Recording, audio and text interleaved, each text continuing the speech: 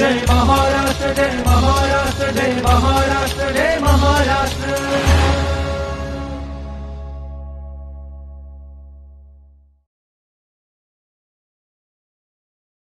नमस्कार. माहिती व जनसंपर्क महासंचालनालयाच्या जय महाराष्ट्र कार्यक्रमात आपणा सर्वांचं मनापासून स्वागत. उद्याला मतदान आहे. लोकशाहीचं निवडणूक हे महत्त्वाचं हत्यार मानलं जातं आणि ह्या निवडणुकीच्या संदर्भात संपूर्ण राज्यभरात 288 विधानसभा मतदारसंघात नेमकी कशा पद्धतीने निवडणूक यंत्रणा कार्यरत झालेली आहे, निवडणूक शांततेत पार पाडावी यासाठी काही यंत्रणेने उपाय केलेले आहेत, या संदर्भात माहिती द्यायला राज्याचे अतिरिक्त मुख्य निवडणूक आयुक्त डॉक्टर किरण कुलकर्णी इथे आले आहेत. डॉक्टर साहेब नमस्कार. नमस्कार. डॉक्टर साहेब, संपूर्ण राज्यात उद्याला मतदान होतं आहे. नेमकी कशा पद्धतीने यंत्रणा कार्यरत झालेली आहे? आचारसंहिता लागून काही दिवस झालेले आहेत, परंतु तयारी मात्र त्याच्या आधी 6 महिन्यापासून चालू होती. आणि आता तुम्ही वापरलेला शब्द बरोबर आहे, आमची यंत्रणा सज्ज झालेली आहे. म्हणजे आमची 1 लाखापेक्षा जास्त मतदान केंद्र पूर्ण महाराष्ट्र राज्यामध्ये, ही मतदान केंद्रामध्ये जी तयारी लागते ती सर्व तयारी करून तयार आहेत. त्याचबरोबर आमचे जे मतदान अधिकारी आणि प्रिसाइडिंग ऑफिसर्स, मतदान केंद्राध्यक्ष, आमचा पोलीस फोर्स हा आजच पोहोचलेला आहे सर्व ठिकाणी. काही मतदान केंद्रांवरती तर 2 दिवस आधी, आवश्यकतेप्रमाणे 3 दिवस आधी असा सुद्धा आमचा मतदान पथकाचा पोहोचण्याचा कार्यक्रम असतो. म्हणजे महाराष्ट्रातल्या सगळ्या दुर्गम भागामध्ये आता पोहोचलेले आहे. हो, आता या क्षणी महाराष्ट्रातल्या प्रत्येक मतदान केंद्रावरती मतदान पथक पोहोचलेलं आहे, ईव्हीएम पोहोचलेला आहे. गडचिरोली सारख्या काही ठिकाणी जिथे दुर्गम भाग आहे तिथे हेलिकॉप्टरने मतदान पथक आणि मतदान यंत्र हे पोहोचवण्यात आलेले आहेत. म्हणजे सगळी सज्ज झालेली यंत्रणा तर सज्ज आहेच, पण आमचे हे जे कर्मचारी पोहोचलेले आहेत हे आता त्या मतदान केंद्र ज्या गावात आहे त्या गावाचे पाहुणे आहेत आणि ते मतदानाची प्रक्रिया पार पाडण्यासाठी आलेले आहेत. आणि त्यांनी जी काही मेहनत घेतलेली आहे, जे काही कष्ट घेतलेले आहेत, त्याचं आता चीज हे उद्या होणार आहे जेव्हा मतदार मतदान करतील.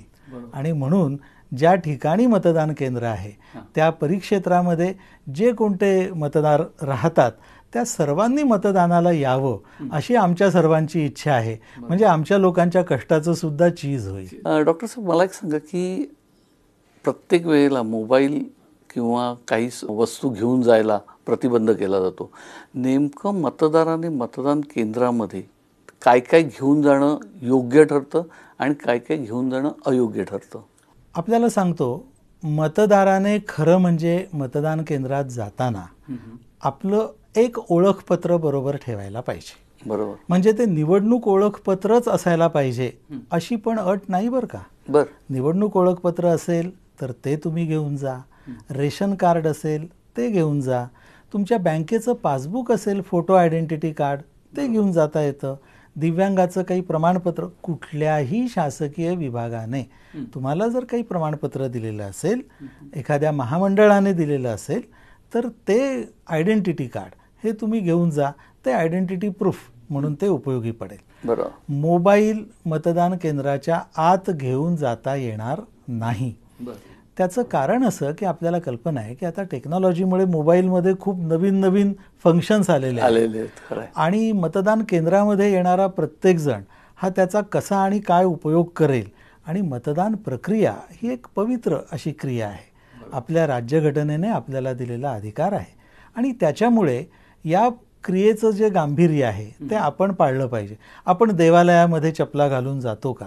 आपण एखाद्या धर्मस्थळामध्ये किती शांततेनं आणि चांगल्या पद्धतीनं वागतो, त्याच पद्धतीनं हे लोकशाहीचं मंदिरच आहे आपल्या गावासाठी उभारलेलं.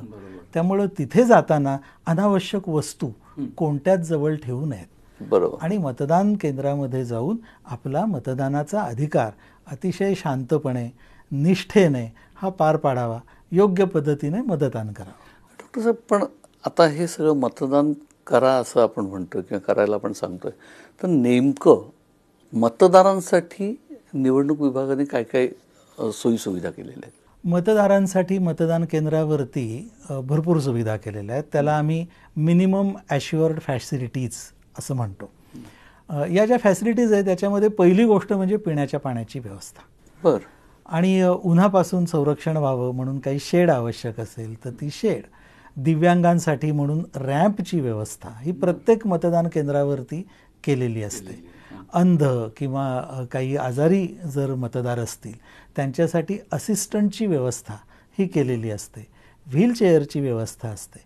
प्रत्येक मतदान केंद्रावरती एक मेडिकल किट हे उपलब्ध ठेवलेलं असतं.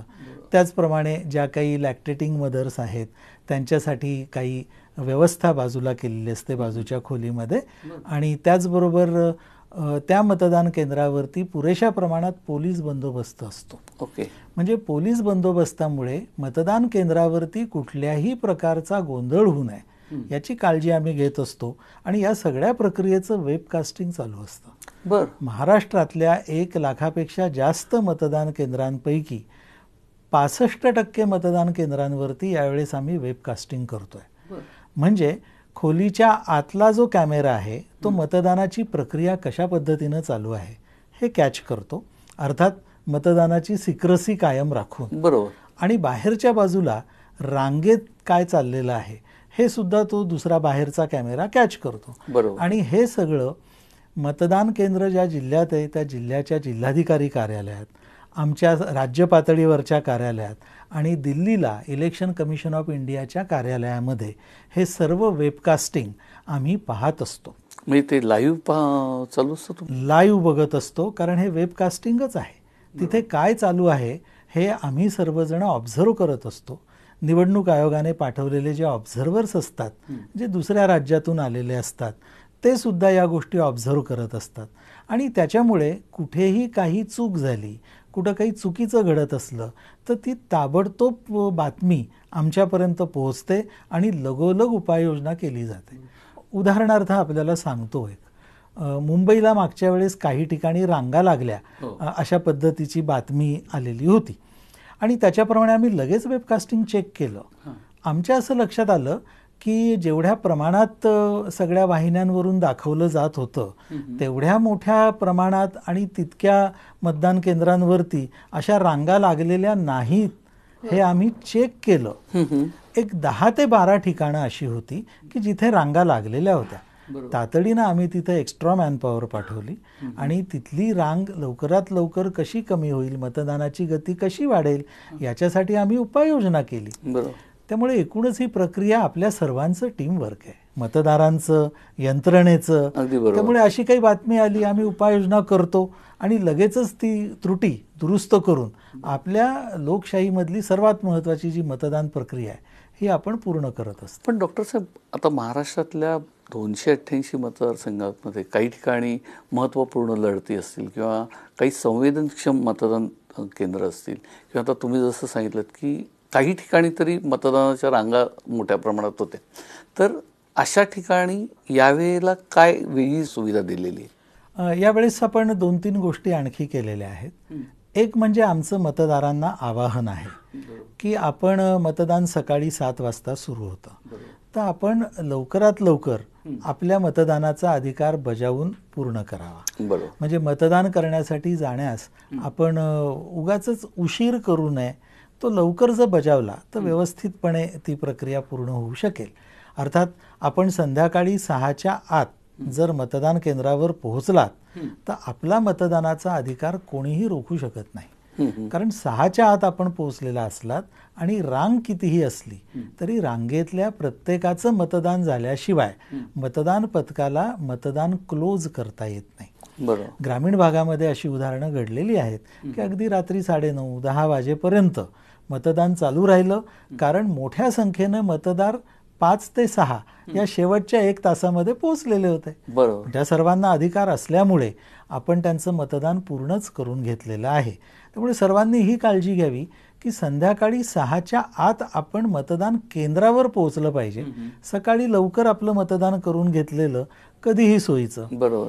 त्याचबरोबर आम्ही आमच्या सगळ्या मतदान केंद्राध्यक्षांना प्रशिक्षणामध्ये सूचना दिलेल्या आहेत की एका वेळेस एकच मतदार हा त्या मतदान केंद्राच्या आत घ्यायचा आणि त्याचं मतदान पूर्ण झाल्यानंतरच तो बूथच्या बाहेर पडणार असं न करता सूचना आयोगाच्या अशा आहेत की कंपार्टमेंटमध्ये जेव्हा एक जण मतदान करत असतो त्यावेळेस एक जण शाई लावण्याचं काम करून घेऊ शकतो, एक जण आपलं नाव चेक करण्याचं काम करून घेऊ शकतो, एक जण स्वाक्षरीचं काम करू शकतो. अशा प्रकारे एका वेळेस 4 जण मतदान केंद्राच्या आत असू शकतात.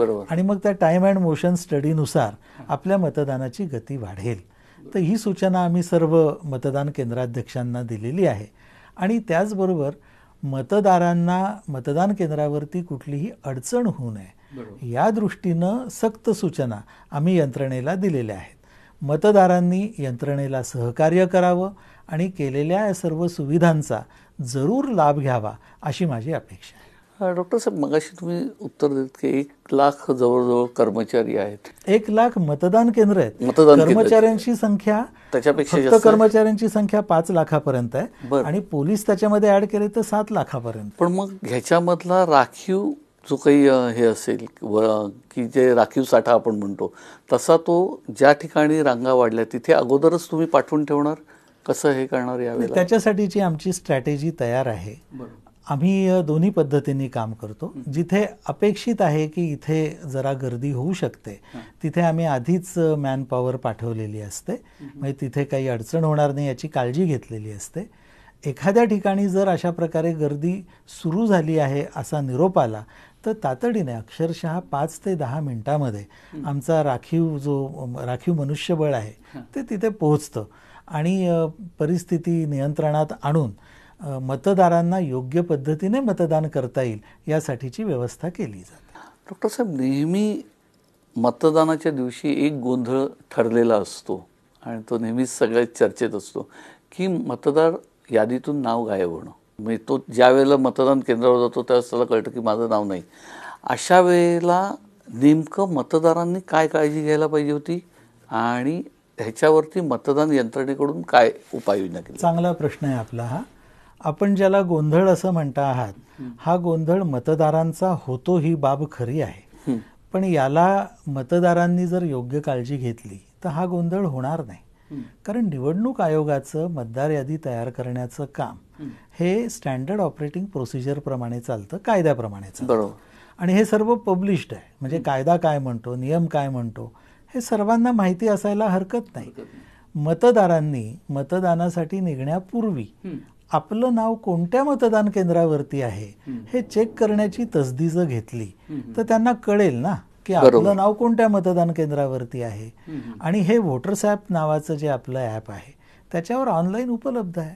त्यामुळे सर्व मतदारांनी मतदानासाठी बाहेर पडताना आपलं मतदान केंद्र कोणतं आहे, कोणत्या क्रमांकावर आपलं नाव आहे हे व्होटर्स ॲप यावरती ऑनलाईन हे चेक करावं आणि मग तिथे जावं. तुम्ही ज्या मतदारांचा गोंधळ झाला असं म्हणता त्यांनी खरा गोंधळ निघण्यापूर्वी आपलं नाव न चेक केल्यामुळे झालेलं आहे. कदाचित त्यांचं नाव शेजारच्या मतदान केंद्रावर असू शकतं. बरोबर. त्यांनी ते जर आधी चेक केलं असतं तर ते जिथे नाव आहे तिथेच जातील ना मतदान करायला. अनेकदा असं दिसतं की एकाच कुटुंबातल्या काही जणांची नावं एका मतदान केंद्रावर असतात, दुसऱ्यांची दुसऱ्या ठिकाणी असतात. अशा वेळेस त्यांचा गोंधळ होणं स्वाभाविक असं गृहीत धरणं चुकीचं आहे की एक कुटुंब आहे म्हणजे एकाच ठिकाणी नाव असायलाच पाहिजे. त्याचं कारण तसा नियम नाही. असायला पाहिजे हा संकेत जरी असला आणि आमचा सुद्धा तसा प्रयत्न असला तरी प्रत्यक्षात अनेक कारणांमुळे, कारण आपल्याला कल्पना आहे काही ठिकाणी मतदारांची संख्या जर नियमापेक्षा जास्त व्हायला लागली तर त्या मतदान केंद्रावरचे काही मतदार हे शेजारच्या मतदान केंद्रावरती शिफ्ट करावे लागतात. अशा काही प्रोसेसमध्ये आणि ERO नेट ही जी सगळी यंत्रणा आहे निवडणूक आयोगाची त्याच्यातर्फे मतदार यादीचं काम केलं जातं. त्यामुळे आपलं नाव एका कुटुंबातली असून सुद्धा एखाद्याचं नाव पलीकडच्या मतदान केंद्रात, एखाद्याचं नाव अलीकडच्या मतदान केंद्रात असं झालं असेल आणि ते जर आधी चेक केलं तर हा प्रश्न येणार नाही. आणि त्याच्यामुळे ही काळजी मतदाराने घ्यायला पाहिजे की आपलं नाव कोणत्या मतदान केंद्रावरती आहे. आपल्याला गंमत सांगतो, आम्ही जेव्हा मतदार यादी फ्रीज होते कोणत्याही निवडणुकीसाठी, बरोबर, आता त्याची मुदत आहे, नॉमिनेशन संपतं त्याच्या आधीचे 10 दिवस, बरोबर, ही त्याच्यासाठी मुदत आहे. या विधानसभा निवडणुकीसाठी 19 तारीख म्हणजे 19 ऑक्टोबर ही ती डेट होती. आम्ही त्या दिवशी मोठ्या प्रमाणात, त्याच्या आधीसुद्धा आम्ही जाहिरातीसुद्धा दिल्या की आपलं नाव मतदार यादीत आहे की नाही आणि ते कोणत्या मतदान केंद्रावर आहे हे आपण आज तपासा. ते तपासण्याचा दिवस हा मतदानाचा दिवस नाहीये. मतदानाच्या दिवशी ते तपासू नका. त्यामुळे आम्ही मोठ्या प्रमाणात हे लोकांना सांगितलेलं आहे. आणि यावेळेस मी आपल्याला सांगतो की वारंवार सांगितल्यानंतर आपल्या सुजाण मतदारांच्या लक्षात ही बाब आलेली आहे. मला खात्री आहे की यावेळेस आपले मतदार हे मतदानासाठी बाहेर पडण्यापूर्वी आपलं नाव कोणत्या मतदान केंद्रावरती आहे ते तपासतील आणि त्याच मतदान केंद्रावरती जातील. जे असं करणार नाहीत ते मात्र उद्या कदाचित कॅमेऱ्यासमोर येऊन किंवा इतरांना असं म्हणतील की मी गेलो आणि त्या मतदान केंद्रावर माझं नावच नाही. पण असं त्याने म्हणणं म्हणजे स्वतःची त्रुटी सांगण्याजोगं आहे की मी निघताना चेक केलं नाही, जे सगळ्यांनी करणं अपेक्षित आहे. पण डॉक्टर साहेब, ही जी मुदत तुम्ही दिलीत आणि मतदारांना आवाहन केलं, ह्याला प्रतिसाद मिळाल्यानंतर मतदारांची संख्या वाढल्याचं काही तुमच्या निदर्शनास आलं? मतदारांची संख्या याच्याबद्दल तर खूप कडक SOPs आहेत आणि ते समजून घ्यायला पाहिजे. मी म्हटलं आपल्याला की मतदारांची संख्या फ्रीज होते. 19 ऑक्टोबरला मतदारांची संख्या फ्रीज झाली. याचा अर्थ काय? त्याच्या आधी ज्यांनी अर्ज केलेले आहेत त्यांचे अर्ज डिसाईड होऊन 29 ऑक्टोबरला फायनल सप्लिमेंटरी लिस्ट जी पब्लिश झाली, that's the final voter count. त्याच्यानंतर कुणाचं ॲडिशन होणं अपेक्षित नाही आणि होणारही नाही. त्यामुळे संख्या वाढली असं जे आपण म्हणताय ते 19 ऑक्टोबरच्या नंतर वाढणारच नाही, त्याच्या आधी वाढणं अपेक्षित आहे. आणि तुम्हाला सांगतो अनेक मतदारांनी याप्रमाणे अर्ज केलेले आहेत. म्हणजे 30 ऑगस्टला आपली यादी जाहीर झाली आणि त्या यादीनंतर अगदी 19 ऑक्टोबरपर्यंत अनेक नवमतदारांनी सुद्धा अर्ज केलेले आहेत आणि नाव ॲड करून घेतलेलं आहे. ते आता आपलं मतदार म्हणून कर्तव्य बजावतील. नक्कीच. मतदान उद्या होतंय आणि त्याच्या 48 तास जवळपास प्रचार थांबतो.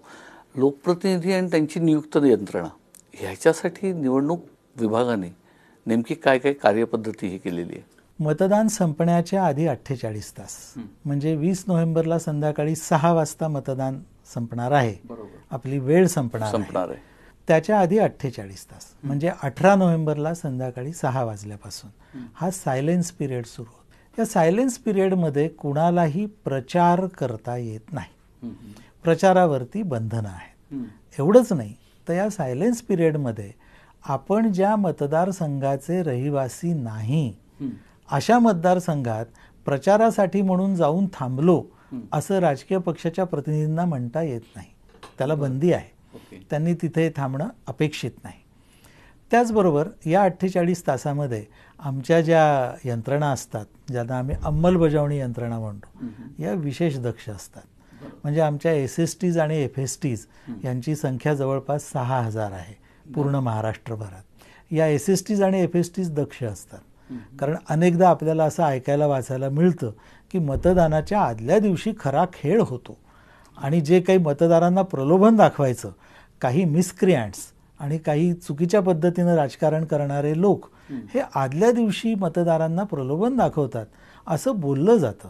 त्यावरती आमची यंत्रणा बारीक लक्ष ठेवून असते. आपल्याला सांगतो, आपल्या या राज्यामध्ये 15 ऑक्टोबरला आचारसंहिता लागली तेव्हापासून आजपर्यंत जवळपास 550 ते 600 कोटीपर्यंतची मालमत्ता आम्ही जप्त केलेली आहे. आणि मतदारांना प्रलोभन दाखवण्याची संधी कुणाला मिळू नये यासाठी आमचं C-Vigil ॲप हे कार्यरत आहे. म्हणजे कोणी तक्रार केली की आम्ही त्याच्यावरती 100 मिनिटाच्या आत कारवाई करतो. त्या C-Vigil ॲपवरती तक्रार करता येते कोणत्याही सामान्य नागरिकाला. या तक्रारींचं निराकरण आम्ही 100 मिनिटाच्या आत करतो. तर या शेवटच्या 48 तासामध्ये आमच्या सगळ्या यंत्रणा दक्ष असतात आणि या यंत्रणांकडून असे प्रकार घडणार नाहीत याची आम्ही काळजी घेत असतो. डॉक्टर साहेब, उद्याच मतदान आहे, त्यामुळे पुन्हा एकदा एक प्रश्न अधोरेखित करण्यासाठी की मतदारांनी सोबत कोणकोणती ओळखपत्र नेली पाहिजेत? आपल्याला सांगितलं त्याप्रमाणे आपलं निवडणूक ओळखपत्र असेल तर ते आपण बरोबर ठेवावं. आपलं रेशन कार्ड, आधार कार्ड या ओळखपत्रांपैकी काही आपल्याला बरोबर ठेवता आलं ते ठेवावं. किंवा गव्हर्नमेंट डिपार्टमेंटने दिलेलं कुठलं ओळखपत्र असेल, महामंडळाने दिलेलं ओळखपत्र असेल, दिव्यांगांचं काही ओळखपत्र असू शकतं, या प्रकारचं कोणतंही फोटो आयडेंटिटी कार्ड जे अधिकृत अशा संस्थेनं दिलेलं आहे, शासकीय संस्थेनं दिलेलं आहे, ते आपल्याला आय कार्ड म्हणून वापरता येतं. प्रिसाइडिंग ऑफिसरला हे पॉवर्स दिलेले आहेत की त्याने ज्या मतदाराचं नाव मतदार यादीत नोंदलेलं आहे तोच मतदार हा आहे किंवा नाही हा तपासायचा असतो आणि त्याच्यासाठी हे आयडेंटिटी कार्ड उपयुक्त ठरतं. पोलिंग एजंट्स तिथे बसलेले असतात. एखाद्या मतदाराच्या आयडेंटिटीवरती त्यांना आक्षेप घेता होतो. त्या आक्षेपावरती प्रिसाइडिंग ऑफिसर संक्षिप्त चौकशी करतो. त्याच्यासाठी बूथ लेवल ऑफिसर तिथे उपस्थित असतो. त्याची मदत त्याला घ्यायची असेल तर घेता येते, जो स्थानिक असतो. बरोबर. या पद्धतीनं याची जी SOP आहे, स्टँडर्ड ऑपरेटिंग प्रोसिजर आहे, ही खूप सेट आहे. आणि आमचे जे सगळे हे 6 लाख कर्मचारी आहेत यांना या सर्वाची व्यवस्थित कल्पना आहे. त्यांनी त्याचा अभ्यासही केलेला आहे. त्यांचं प्रशिक्षण व्यवस्थित झालेलं आहे आणि उद्याच्या मतदान प्रक्रियेमध्ये सर्व मतदारांना मतदान केंद्रामध्ये जॉयफुल व्होटिंगचा अनुभव येईल अशी मला खात्री आहे. डॉक्टर साहेब, दरवेळेला मतदानाला सुट्टी जाहीर केली जाते. खाजगी कंपन्या किंवा आस्थापना ज्या आहेत यांच्यासाठी काही विशेष सूचना देण्यात आलेल्या आहेत? हो, याच्यासाठी आयोगाच्या सूचना अशा आहेत की आपल्याला कल्पना आहे की राज्यघटनेने दिलेला मतदानाचा अधिकार हा बजावता यावा म्हणून मतदाराला सर्वांनीच मदत केली पाहिजे. तो त्याचा एका अर्थाने हक्क आहे आणि म्हणून शासकीय सुट्टी ज्याप्रमाणे असते त्याचप्रमाणे खाजगी आस्थापनांना त्या संबंधित विभागामार्फत आम्ही सूचना केलेल्या आहेत की आपण ज्याला आपण अनपेड लिव्ह अशी न धरता पेड लिव्ह धरावी. बरं. अशा प्रकारची सूचना आम्ही केलेली आहे.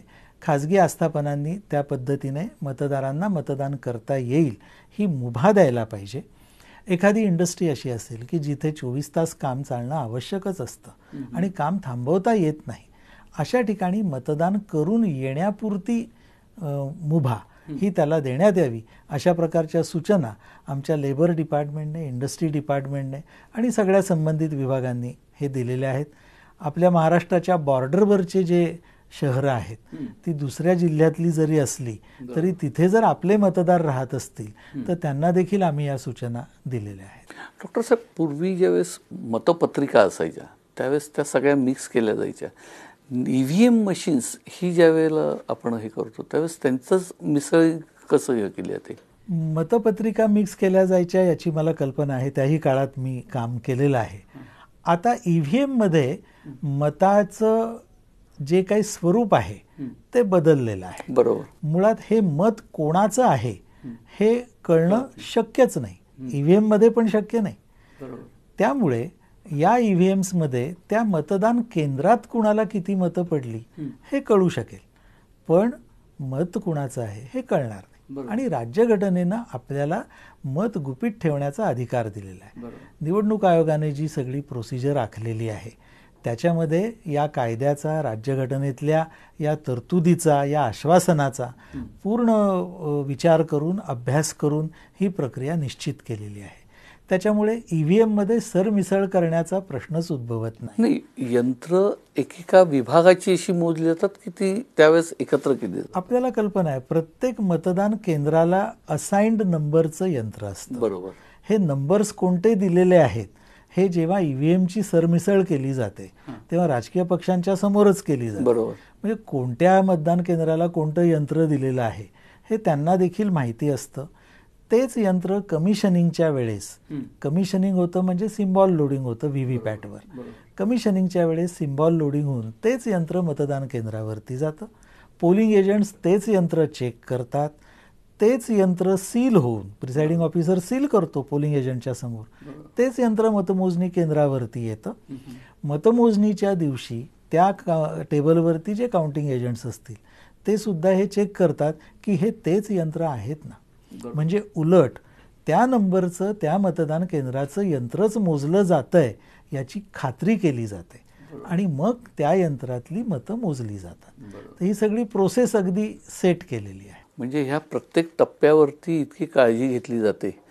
मतदान ज्या दिवशी मतमोजणी असते त्या दिवशी मतमोजणी केंद्रापासून काही ठराविक अंतरावरती थांबवले जातात कार्यकर्त्यांना, ह्याची जी काही हे असते रूपरेखा ती तुम्ही निश्चित कशी करता आणि काय काय आहे त्याची निवडणूक आयोगाकडनं फार स्पष्ट सूचना आहेत.